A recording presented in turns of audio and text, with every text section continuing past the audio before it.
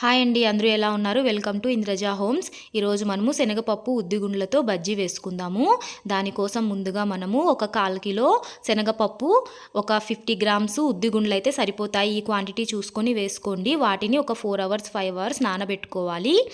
ఇలా నానబెట్టుకున్న తర్వాత అందులోకి మనము ఒక 4 పచ్చిమిర్చి, ఒక 1 ఇంచ్ అల్లం, కొంచెం సాల్ట్ వేసుకొని కచ్చాబచ్చాగా ఇట్లా రుబ్బి పెట్టుకోవాలి.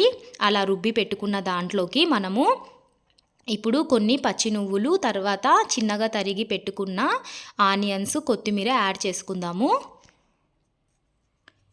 ఈ వడలు చాలా టేస్టీగా ఉంటాయండి, ఒకసారి ట్రై చేసి చూడండి.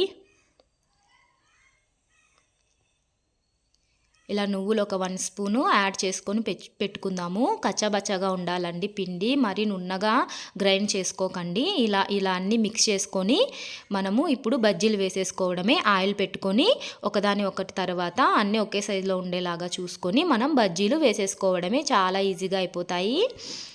గోల్డెన్ బ్రౌన్ వచ్చే వరకు మనం మంటని మీడియంలో పెట్టుకొని బాగా వేయించుకోవాలి.